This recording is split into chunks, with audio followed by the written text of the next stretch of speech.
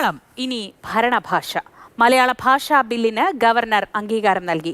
ഒക്ടോബറിൽ നിയമസഭ പാസാക്കി അയച്ച ബില്ലാണ് ഗവർണർ ഒപ്പിട്ടത്.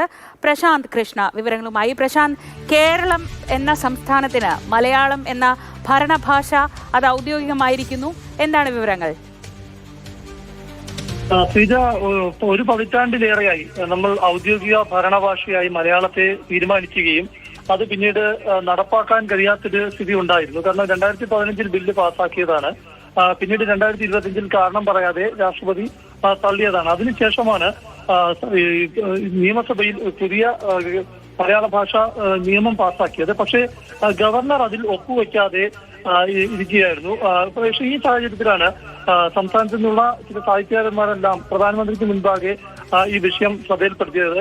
ഇത് കർണാടക അടക്കം നമ്മുടെ ബില്ലിനെതിരെ രംഗത്ത് വന്നിരുന്നു. കാരണം കേരളത്തിലെ ഭാഷാ ന്യൂനപക്ഷങ്ങളുടെ അവകാശങ്ങളെ ലംഘിക്കുന്നതാണ് ഈ ബില്ല് എന്ന വിമർശനം ഉയർത്തിയത്. അതുകൊണ്ട് തന്നെ ഗവർണറും ചെറിയ ആശയക്കുഴപ്പത്തിലായിരുന്നു. ഏതായാലും ഇന്നലെയാണ് ഗവർണർ ഈ ബില്ലിന് ഒപ്പുവെച്ചിരിക്കുന്നത്. പ്രധാനമായും ഈ ബില്ലിൽ പറയുന്ന വ്യവസ്ഥ ഇതാണ്. അതായത് ബില്ലിൽ പ്രധാനമായും ചൂണ്ടിക്കാണിക്കുന്നത് നമുക്ക് കേരളത്തിലെ എല്ലാ ഔദ്യോഗിക സ്ഥാപനങ്ങളും, അതായത് ഔദ്യോഗിക ഭാഷയായി മലയാളം മാറുമ്പോൾ അത് സർക്കാർ ഓഫീസുകൾ, അതുപോലെ തന്നെ കേന്ദ്ര സർക്കാർ സംസ്ഥാനത്തിന്റെ കീഴിലുള്ള നിലവിലുള്ളതുമായ രൂപീകൃതമായ എല്ലാ വകുപ്പുകളിലും തദ്ദേശ സ്ഥാപനങ്ങളിലും എല്ലാം തന്നെ ഭരണഭാഷ മലയാളമായി മാറും.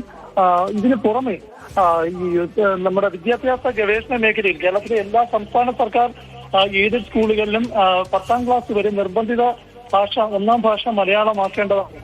മാത്രമല്ല സംസ്ഥാനത്തെ എല്ലാ സ്കൂളുകളിലും ഭരണഭാഷ വ്യാപനം പ്രോത്സാഹിപ്പിക്കാനുള്ള നടപടി സ്വീകരിക്കണം.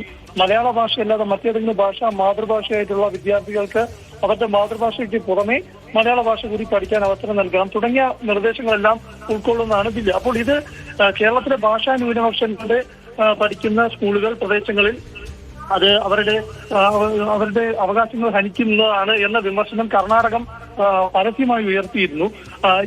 ഈ ഒരു അവസരത്തിലൊക്കെയാണ് ഗവർണർ ഒപ്പിടുന്നതിൽ ചില കാലതാമസം വരുത്തുന്നത്. ഏതായാലും ഇന്നലെ ഗവർണർ ഈ ബില്ലിൽ ഒപ്പുവെച്ചതോടെ മലയാള ഭാഷ നിയമം പ്രാബല്യത്തിൽ വന്നിരിക്കുകയാണ്. 1969 ഭരണഭാഷ, അതായത് 69 ഈ മാതൃഭാഷയിൽ ഭരണനിർവഹണം എന്നത് പ്രാബല്യത്തിലാക്കിയിരുന്നു കേരളം ഒഴികെയുള്ള സംസ്ഥാനങ്ങൾ.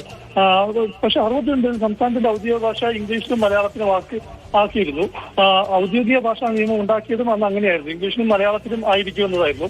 തുടർന്ന് 73 ഇത് ഇംഗ്ലീഷോ മലയാളമോ ആയിരിക്കുമെന്ന് ഭേദഗതി ചെയ്തു. ഇത് സംബന്ധിച്ച് വിവാദം ഉയർന്നപ്പോഴാണ് 2015 ഔദ്യോഗിക ഭാഷയാക്കി മലയാളത്തെ മാറ്റുകയും പുനർനിർവചിച്ചുകൊണ്ട് തന്നെ മലയാള ഭാഷാ വ്യാപനവും പരിപോഷണവും എന്ന ബില്ല് അന്ന് പാസ്സാക്കിയത്. പക്ഷേ വിവരങ്ങൾ നൽകിയത് അതിനുശേഷം ഇത്രയും കാത്തിരിക്കേണ്ടി വന്നു. അത് ഔദ്യോഗികമായി അംഗീകരിച്ച് ഗവർണർ ഒപ്പിട്ട ബില്ലായി തിരിച്ചെത്താൻ അത്രയും വലിയൊരു ഇടവേളയുണ്ടായിരുന്നു. എന്തായാലും നമ്മുടെ നാട് കേരളമാണ്. ആ നാടിന്റെ ഔദ്യോഗിക ഭരണഭാഷ ഇനി മലയാളമാണ്.